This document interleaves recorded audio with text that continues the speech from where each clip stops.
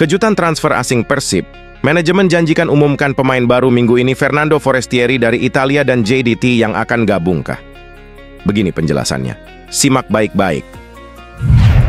Pernyataan berani dan mengejutkan Robby Darwish usai resmi kembali ke Persib, siap lakukan terobosan sensasional ini musim depan.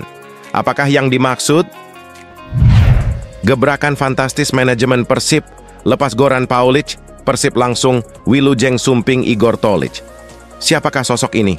Ini penjelasan selengkapnya. Ahmad Jufrianto, sang legenda Persib, akhirnya punya posisi baru di skuad Maung Bandung yang siap bawa Persib berprestasi di kancah Asia. Bobotoh auto berpesta pora melihatnya. Keputusan cerdas diambil. Tonton video sampai selesai. Hatur nuhun Arsan Makarim. Begini pengakuan jujurnya usai tinggalkan Persib dan gabung PSPS Riau. Bobotoh jelas terharu melihatnya.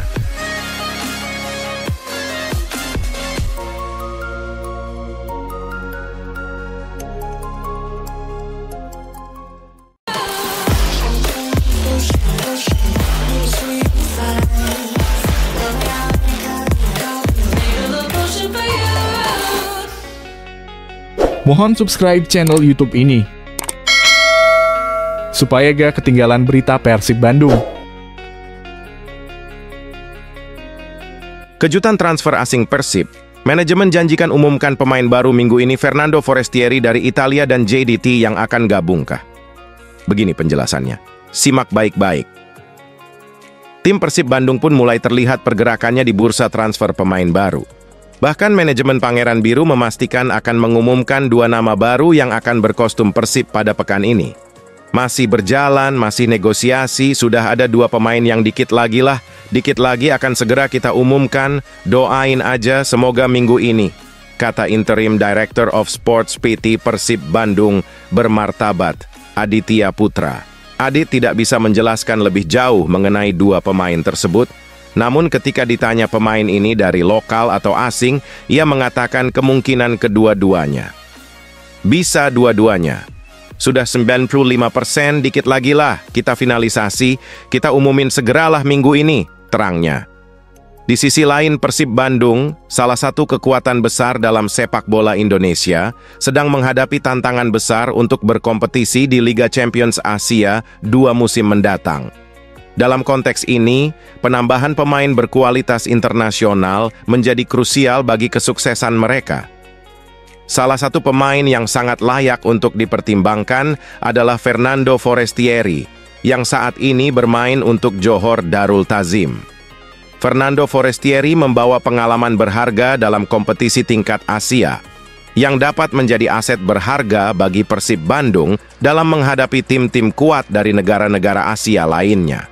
Sebagai bagian dari JDT, dia telah berkompetisi di turnamen bergengsi seperti AFC Champions League dan AFC Cup, memberinya wawasan dan adaptasi yang dibutuhkan untuk bermain di panggung Asia yang tinggi. Mendatangkan Fernando Forestieri dari Johor Darul Ta'zim adalah langkah strategis yang dapat meningkatkan kemampuan dan prestasi Persib Bandung dalam menghadapi Liga Champions Asia. Dengan pengalaman, kualitas, dan dampak positifnya yang luas, Forestieri memiliki potensi besar untuk menjadi pilar kunci dalam membangun skuad yang kuat dan kompetitif untuk masa depan klub. Pernyataan berani dan mengejutkan Robby Darwish usai resmi kembali ke Persib, siap lakukan terobosan sensasional ini musim depan. Apakah yang dimaksud? Robby Darwish, meski sadar, persaingan di Persib Bandung amat ketat, tidak putus asa untuk mengejar kesempatan bermainnya. Sejak dipromosikan ke tim utama, Robby mengakui bahwa langkahnya sebagai pemain muda bukanlah hal yang mudah di klub sebesar Persib. Persaingan di sini memang sangat ketat, ujarnya. Namun, hal ini justru memantik semangatnya untuk terus bekerja keras dan fokus pada pengembangan diri melalui latihan. Robby tidak memasang target yang terlalu tinggi, melainkan lebih mengutamakan proses dan perjuangan sehari-hari. Saya tidak terlalu berekspektasi tinggi untuk menit bermain, karena saya melihat sebelumnya pemain muda kesulitan mendapat kesempatan itu, paparnya. Meski begitu, Robby terus berupaya maksimal dalam setiap peluang yang ada. Pada musim pertamanya di tim utama Persib, ia berhasil tampil dalam 17 pertandingan dengan 11 kali sebagai starter dan 6 kali sebagai pengganti. Pengalaman dipinjamkan ke klub lain juga dianggapnya sebagai peluang berharga untuk mengasah kemampuan dan meningkatkan kepercayaan diri. Saya melihat positifnya dari dipinjamkan karena mendapat kesempatan bermain secara teratur, ungkapnya. Meskipun demikian, Robby tetap profesional dan siap mengikuti kontraknya di Persib yang masih berlangsung 2 tahun ke depan. Bagaimana pendapat Anda tentang semangat dan perjuangan Robby Darwish dalam menghadapi persaingan di dunia sepak bola? Apakah Anda percaya bahwa fokus dan kerja keras akan membawa hasil, ataukah menurut Anda ada faktor lain yang juga penting dalam menggapai sukses di lapangan hijau? Ayo berikan pendapat Anda di kolom komentar. Gebrakan fantastis manajemen Persib, lepas Goran Paulic, Persib langsung Wilujeng Sumping Igor Tolić. Siapakah sosok ini? Ini penjelasan selengkapnya. Setelah kepergian Goran Paulic, Persib Bandung segera menetapkan Igor Tolić sebagai penggantinya sebagai asisten pelatih untuk musim kompetisi Liga 1 2024-2025. Aditya Putra Herawan, interim direktur olahraga PT Persib Bandung bermartabat, menyambut baik kehadiran Tolić dan menyatakan bahwa keputusan ini merupakan pilihan langsung dari pelatih kepala. Tentu saja kami sangat senang dengan kedatangan Tolić sebagai bagian dari tim pelatih kami. Bersama-sama kami akan berjuang untuk mencapai prestasi terbaik di Liga 1 musim depan, ujar Aditya. Igor Tolić sendiri memiliki latar belakang yang kaya pengalaman baik sebagai mantan pemain maupun pelatih. Berawal dari karir sebagai pemain di MPPJ Selangor dan pensiun bersama HSK Zagreb pada tahun 2013, Tolić kemudian beralih ke dunia kepelatihan. Ia pernah menangani beberapa tim termasuk Hajduk Split U19, NK Osijek 2, NK Kustosija, dan terakhir klub Mesir Wadi Degla sebelum bergabung dengan Persib Bandung. Kehadiran Tolić diharapkan dapat memberikan kontribusi positif dalam persiapan Persib menghadapi musim depan. Apa pendapat Anda tentang pengalaman Tolić dan bagaimana dampaknya terhadap kesiapan Persib Bandung dalam mengarungi Liga 1 2024-2025? Mari kita diskusikan di kolom komentar. Ahmad Jufrianto, sang legenda Persib, akhirnya punya posisi baru di skuad Maung Bandung yang siap bawa Persib berprestasi di kancah Asia. Bobotoh Auto berpesta pora melihatnya. Keputusan cerdas diambil. Tonton video sampai selesai. Pagi Selasa 2 Juli 2024, Stadion SOR Arkamanik menjadi saksi kehadiran Ahmad Jufrianto atau yang akrab disapa Jupe dalam program latihan perdana Persib Bandung. Meski kabar kontraknya tidak diperpanjang sempat merebak, Jupe tetap bersemangat dan bergabung dalam sesi latihan tim. Aditya Putra Herawan, interim direktur olahraga PT Persib Bandung bermartabat, PBB, memastikan bahwa Jupe masih akan menjadi bagian integral dari skuad Maung Bandung. Namun, ada perubahan penting untuk musim depan. Jupe akan menjabat sebagai player coach. Jupe sekarang akan menjadi player coach. Ini menunjukkan bahwa Jupe akan berperan ganda sebagai pemain dan staf pelatih Persib, ungkap Aditya pada hari Selasa tersebut. Kontraknya akan disusun untuk durasi tertentu, mengingat kami memiliki proyek jangka panjang di Persib. Kami ingin memiliki orang-orang yang dapat berkomitmen dalam jangka waktu yang lama untuk mewujudkan proyek ini, tambahnya. Keputusan ini telah melalui komunikasi dengan pelatih kepala Bojan Hodak, bahkan Aditya menyebut bahwa Bojan sendiri yang mengusulkan agar Jupe bergabung sebagai bagian dari staf pelatih.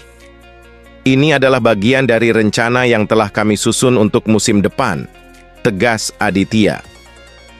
Masuknya Jupe ke dalam jajaran staf pelatih Persib tentu menjadi pembicaraan menarik. Bagaimana menurut Anda?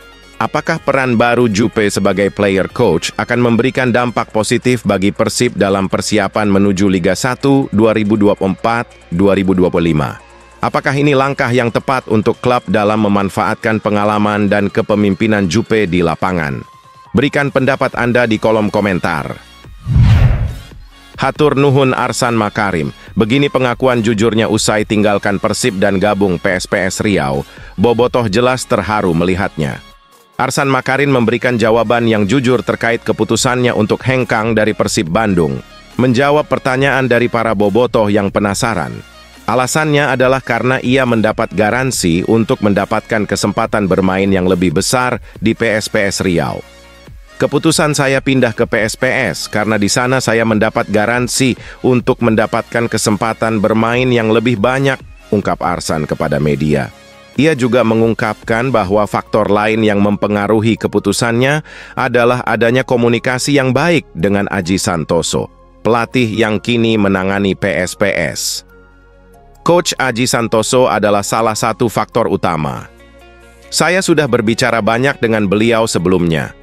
Coach Aji dikenal gemar mengembangkan pemain muda, dan saya yakin berada di bawah bimbingannya akan membantu saya berkembang, tambahnya.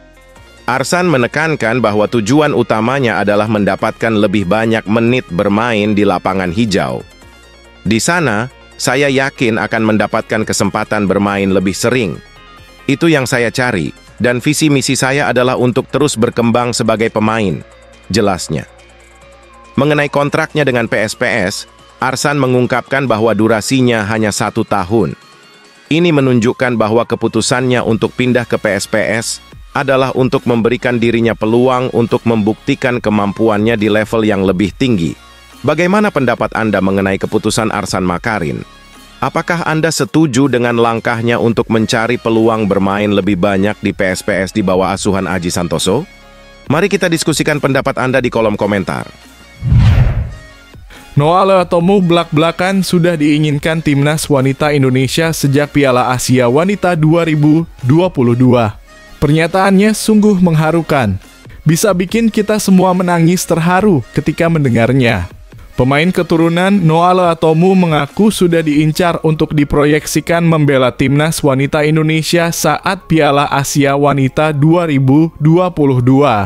Kala itu timnas wanita Indonesia ditangani oleh pelatih Rudi Eka Priyambada. Dikatakan Noah Leotomu, Rudi Eka secara langsung menghubunginya. Kami hanya bicara sebentar, ucap Noah Leotomu. Dia Rudi Eka menginginkan saya untuk tampil di Piala Asia 2022. Tapi sayangnya itu tidak terjadi. Sambung pemain berusia 20 tahun tersebut. Menurut Noah, pada periode itu, pintu untuk berseragam merah putih masih sulit. Berlaga di Piala Asia Wanita 2022, timnas wanita Indonesia mencatatkan hasil minor. Prosesnya begitu sulit, ujar Noah. Tapi saya sekarang bersama Coach Mochi, tutur Noah. Saya masih punya waktu 1 minggu untuk menunjukkan kualitas, jadi saya percaya diri. Sambung Noah. Dia menambahkan ikatan emosional dengan Indonesia jauh lebih besar daripada Belanda. Noah punya darah Indonesia lewat ayahnya yang berasal dari Ambon, Maluku. Saya diceritakan tentang Indonesia ketika saya masih kecil. Ayah saya berasal dari Indonesia, tutur Noah. Dia memperkenalkan saya dengan sepak bola. Saya sangat dekat dengan asal-usul Indonesia saya dan punya hubungan erat dengan keluarga besar saya di Indonesia. Karena itu saya sangat antusias untuk bermain di timnas Indonesia. Tutupnya. Timnas Indonesia wajib waspada. Arab Saudi punya preman yang pernah provokasi Cristiano Ronaldo dan Lionel Messi. Hati-hati, jangan remehkan preman Indonesia Justin Hubner. Timnas Indonesia harus waspada kepada preman Arab Saudi, Al-Bulaihi yang pernah memprovokasi bintang dunia seperti Cristiano Ronaldo dan Lionel Messi. Arab Saudi merupakan salah satu lawan yang bakal dihadapi timnas Indonesia pada laga putaran ketiga Grup C kualifikasi Piala Dunia 2026 zona Asia. Timnas Indonesia melawan Arab Saudi pada 5 September dan 19 November 2024. Pasalnya ada sosok Al-Bulaihi yang dikenal sebagai preman Arab Saudi karena permainan keras dan keberaniannya dalam memprovokasi lawan. Pemain yang berasal dari klub Al Hilal di Liga Pro Arab Saudi ini tidak segan berkonfrontasi dengan lawan-lawannya.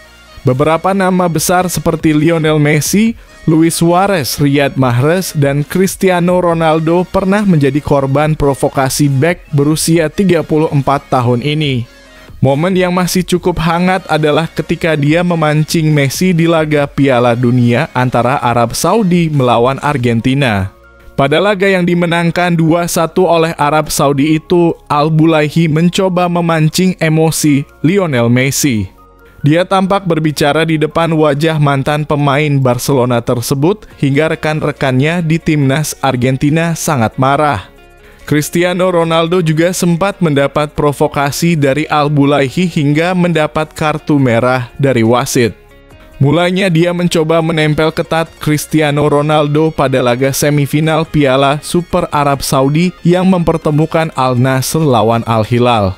Pada akhir babak kedua, Cristiano Ronaldo terpancing emosinya hingga menyikut Al-Bulaihi. Akibatnya mantan bintang Real Madrid dan Manchester United di kartu merah. Dengan rekam jejak seperti itu, maka para pemain timnas Indonesia harus benar-benar waspada terhadap provokasi yang diberikan Al-Bulaihi. Wakil Ketua PSSI yang jadi kebanggaan kita semua, Ratu Tisha coba bikin adem fans timnas Indonesia. Tak ada istilah grup neraka, semua lawan pasti sulit. Keren sekali istri Mimin ini ya guys. Tak ada istilah grup neraka di putaran ketiga kualifikasi Piala Dunia 2026 zona Asia bagi timnas Indonesia. Pernyataan tersebut dilontarkan oleh Wakil Ketua Umum PSSI, Ratu Tisha. Ratu Tisha Destria tidak setuju dengan istilah grup neraka yang akan dihadapi timnas Indonesia. Menurutnya, semua lawan pasti sulit dalam putaran ketiga kualifikasi Piala Dunia 2026. Kalau kita sudah bertanding di level tersebut, itu tidak ada istilah grup neraka. Karena pasti semua lawan sulit. Jadi kita harus paham ini sudah bukan kualifikasi babak awal, ini merupakan putaran ketiga. Kata Tisha. Jadi kita tidak bisa memiliki preferensi mau di mana mau lebih baik dengan siapa karena tim-tim. Yang contohnya saja timnas Indonesia, mungkin tim lain juga tidak memprediksi. Imbuhnya, persaingan di grup C ini terbilang berat karena berisikan tim-tim raksasa Asia. Tengok saja ada Jepang yang menghuni peringkat ke-17 FIFA, bahkan itu jadi yang tertinggi di Asia. Berikutnya ada Australia yang langganan jadi peserta Piala Dunia. Lalu Arab Saudi juga sedang membangun tim di bawah arahan pelatih Roberto Mancini. Di sisi lain, timnas Indonesia juga menunjukkan banyak perkembangan pesat dalam setahun terakhir. Hal ini tidak lepas dari kebijakan menaturalisasi pemain keturunan yang membuat permainan tim Garuda jauh lebih baik. Sekarang posisinya berada kepemimpinan Pak Erick Thohir, timnas kita berkembang dengan demikian pesat. Itu semua strategi-strategi yang berjalan secara top down. Terima kasih untuk beliau juga, ujar Tisha. Nah, mungkin tim-tim lain tidak menyangka hal tersebut. Tim-tim lain mungkin di awal lebih baik satu grup dengan Indonesia, ternyata malah tidak. Jadi kita tidak bisa menganggap remeh lawan kita, ungkapnya.